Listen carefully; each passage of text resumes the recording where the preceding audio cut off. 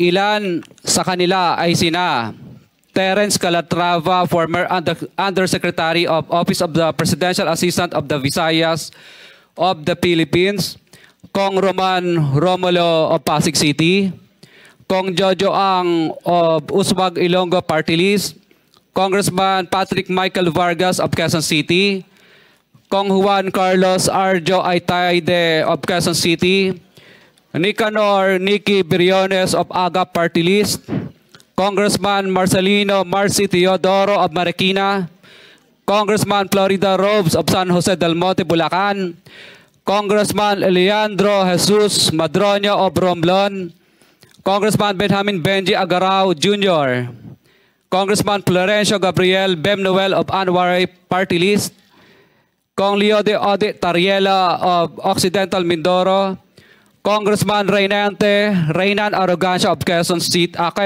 Province, Kong Marvin Rillo of Quezon City, Kong Teodoro Haresco of Aklan, Kong Antonieta Yudela of Sambuanga, Sibugay, Kong Dean Asisio of Caloocan, Kong Marivico Pilar of Quezon City. Karamihan sa mga kawani ng DPWH na nabanggit sa itaas ay paulit-ulit na binabanggit ang delivery ng pera ay para sa kaisaldi ko na dapat at least 25%. Si Kong Marvin Rillo naman ay ilang beses na binabanggit ang pangalan ni Speaker Martin Romualdez bilang kanyang malapit na kaibigan. 25. Kung banggitin sa inyo ngayon, meron po tayong resource person dito na nagkusa na po siyang magbigay ng kanyang sworn statement sapagkat iniisip po nila yun ang madali na makatulong sa ating pamahalaan sa paghahanap po natin. Your excuse, Rep. Toby.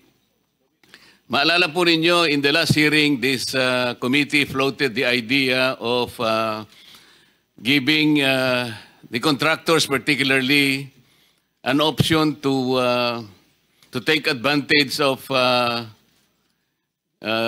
the state witness protection law sapagkat napakalaki po ng problema ang kinakaharap ng bansa natin, particular na po dito sa mga flood control projects na talaga namang nakapagbigay ng alalahanin, hindi lamang alalahanin kundi galit sa ating mamamayan. Meron pong nagkusang loob na gustong magbigay na ng kanilang sworn statement at kinakailangan pong ipresenta natin sila sapagkat ito'y ipinadala nila sa inyong lingkod sa Chairman of the House, Chairman of this Blue Ribbon Committee. May I call on Mrs. Sara Diskaya to please present and read before us your sworn statement. Sorry. Magandang umaga po sa mga kagalang-galang na senators at miyembro ng Blue Ribbon Committee, lalong-lalo na kay Senator Rodante Marcoleta, Chairman ng Blue Ribbon Committee. Ano to, joint statement ng namin mag-asawa. So I will read partial and then my husband will also read the other half of the sworn statement. So kami si Pacifico F. Diskaya II and Cesara Rowena Diskaya, mag-asawang nasa tamang edad, parehong Pilipino. Number one, noong 2003, kaming mag-asawa ay tinayo ang kumpanya na pinangalan namin St. Gerard Construction. Ipinarehistro namin ito sa DTI, nakakuha ng contractor's license at nagsimula na lumahok sa mga pribadong construction projects. Number two, kinalaunan nagsimula na rin kami na lumahok sa mga government projects. Natuklasan namin na hindi naging madali ang trabaho sa mga government projects. Madalas mahirap ang paniningil ng bayad at matagal bago kami mabayaran ng gobyerno. Number 4, hanggang dumating ang pagkakataon, lumapit sa amin ang isang kaibigan na si Voltaire Claveria at inalok kaming magkaroon ng proyekto sa national level gamit ang aming lisensya. Number 5, ipinakilala niya ang sarili niya na nagtatrabaho para sa isang congressman at nangakong kapag nagbigay kami ng pera ay makakakuha kami ng proyekto.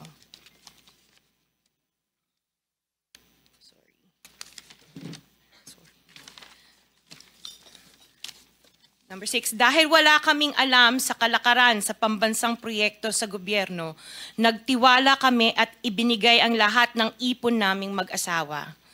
Sa kasamaang palad, niloko lang niya kami. Naglaho siya, dala ang pera namin mag-asawa. Nagpunta kami sa DPWH para i-report ang nangyari, pero hindi nila ito pinansin. Kahit ganon, hindi kami sumuko. Gusto ko pa rin gawin ng tama ang negosyo, kaya patuloy kaming sumasali sa mga biddings sa gobyerno.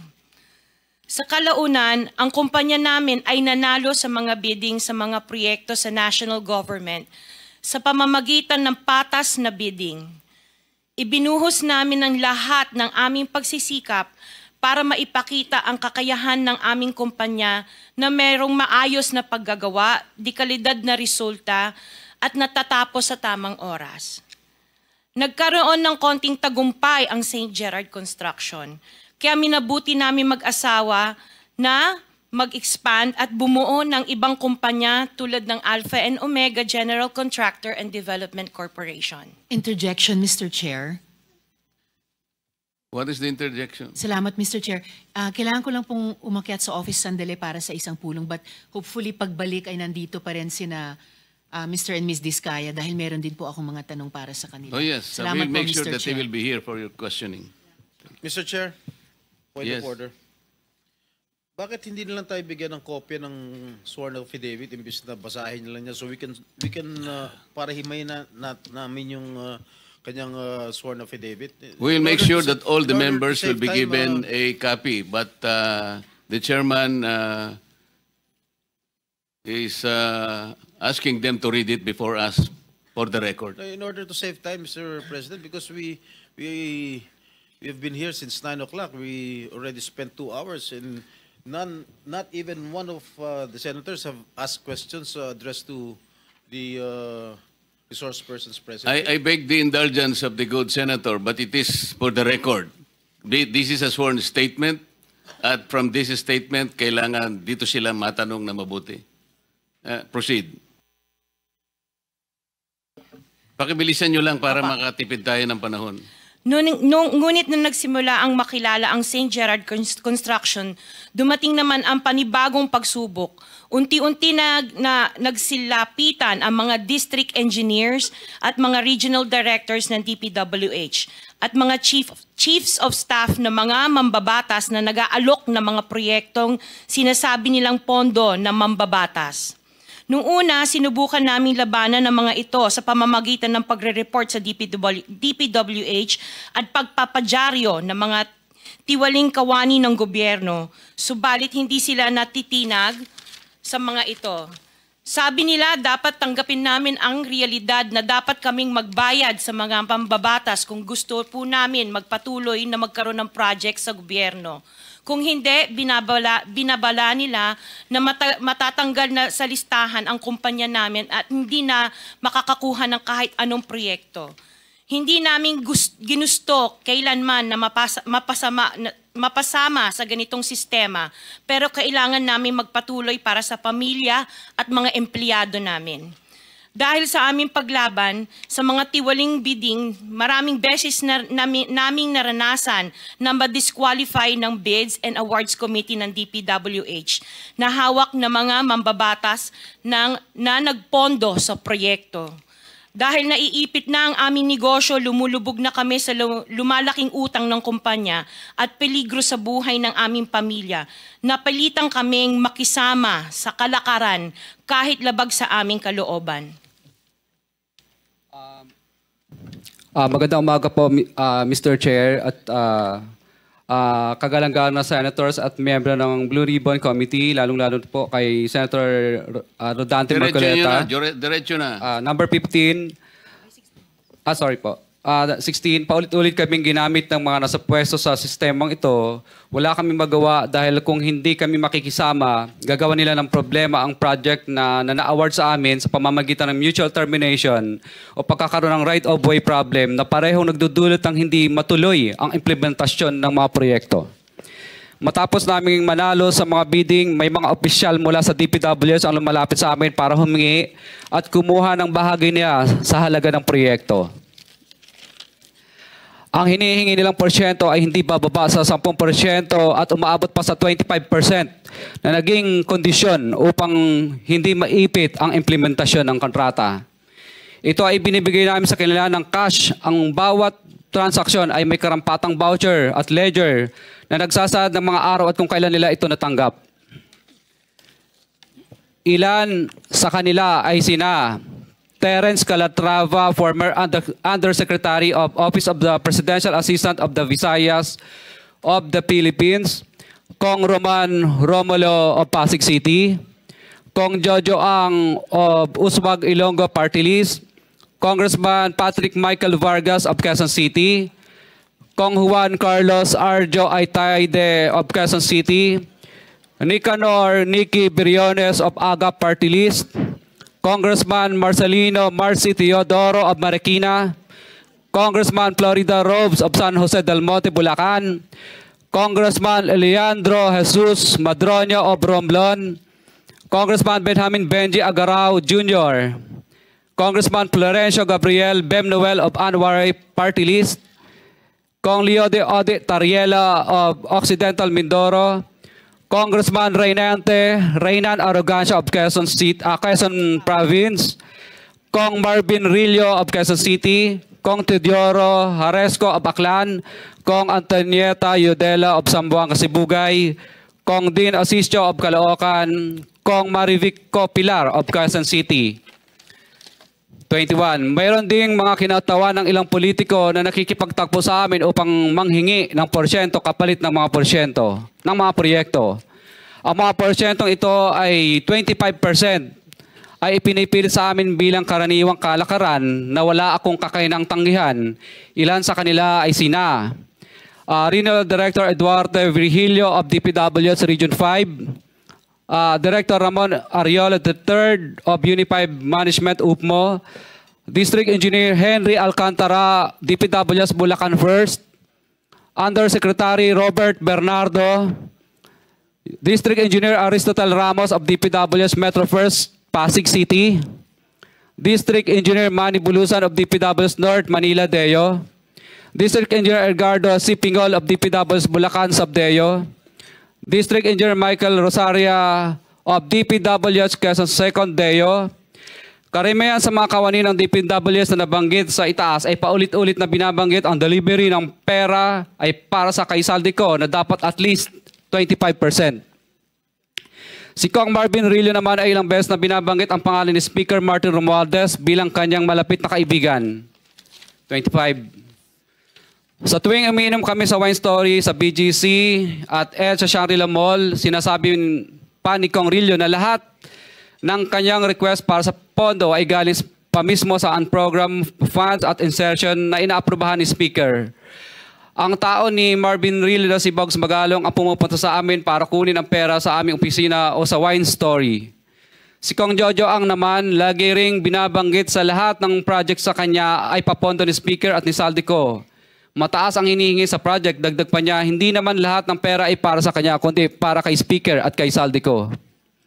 Sa lungsod ng Pasig naman, lumapit sa akin ang DPWS Project Engineer na si Angelita Garucha para kolektahin ang parte ni Kong Roman Romulo sa flood control projects noong 2022. 28, number 28.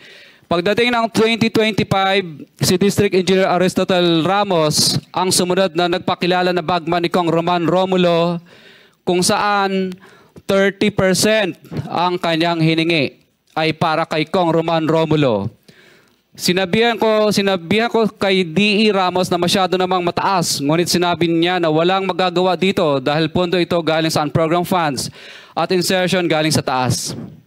Sa ilang pagkakataon, ang mga politiko na personal na inabutan ng halaga ayon sa hinihingi nilang porsyento mula sa proyekto. Ang pagbabayad na ito ay hindi naman kagustuhan kundi isang hakbang na ginawa namin dahil sa matinding panggigipit. Ilan sa kanila ay sina Kong Antonieta Yudela kasama ang kanyang asawa, Kong Marvin Rillo of Quezon City, Kong Nikki Briones of Aga Party List, Arturo N. Atayde, ama ni Kong Arjo Atayde, Kong Florencio Gabriel Bem Noel of Anwaray Party List, Kong Eliandro Jesus Madroña of Romblon, Kong Benjamin Benji Agarao Jr. Bagamat naging matinding pagsubok ang kabawasan ng pondo na nakalaan sa proyekto, pilit at matapat naming sinusunod ang bawat espesifikasyon na nakasaad sa Program of Works na nakasaad sa proyekto ng DPWH. Nakakasiguro kami na nagawa namin ng maayos at matapat ang bahagi o phase ng proyekto na na-award sa amin. Sa katunayan, hindi kami mababayaran ng DPWH kung hindi ito dumaan at pumasa sa maraming material testing na naaayon sa design ng DPWH. Ina-assess at ini-inspect ng DPWH ang bawat proyekto base sa natapos na parte o accomplishment. Napilitan kami na i-absorb ang kabawasan na ito na nagdudulot ng maliit na kita o pagkalugi sa ilang projects. Para makabawi, dinadamihan na lang namin ang partisipasyon sa mga projects. Taliwas sa mga lumalabas na may mga impormasyon sa publiko, hindi kailanman kami gumawa ng ghost projects. At masugid kami nag-i-inspect sa lahat ng aming mga natapos na projects. Handa po kaming tumistigo ng walang pilit at kusang loob bilang state witness at sabihin ang lahat ng nangyayaring katiwalaan ng Kamara, DPWH at iba pang mga kawani ng gobyerno upang gawin ang tama. Kami ay lubos na humihingi ng tulong sa Senate Blue Ribbon Committee na pinamumunuan ng buting Chairman Senator Dante Marcoleta at kay President Bongbong Marcos para sa proteksyon at seguridad ng aming pamilya. Ang salaysay na ito ay kusang loob naming ginawa at walang sino mang pumilit na gawin ito. Sa katotohanan ng lahat ay nilagdaan namin ang salaysay na ito ng kusang loob at walang pumipilit. Sign, Pacifico of Vizcaya, nagsasalaysay. Notaryado po. For the record, this sworn statement was notarized by a certain Attorney Reynaldo F. Segubiense, PTR number 246726, January 4, 2024. Hanggang ang MCLE ay 2025. This was notarized on September 6, 2025. Mr. Chair. Mr. Pacifico Vizcaya and Cesaria Rowena Vizcaya, meron pong pirma sa inyong respective na pangalan. Ito po ba'y pirma ninyo? For the record lang. Yes po, Chair. Thank you. Mr. Chair, can we ask a copy? Every member of this committee. Yes, we will do that. Pase-xerox po natin ito para lahat po ng miyembro ay bigyan na kita ng kopya kagad. At saka meron akong mga ilang pa rito si Senator Jinggoy, Senator Rapi, isa na lang ang natira kaya pase-xerox natin ito. Bigay mo na lang sa kuya mo. Kuya mo naman si Senator Rapi. Ikaw na lang. Mag-share na muna kayo.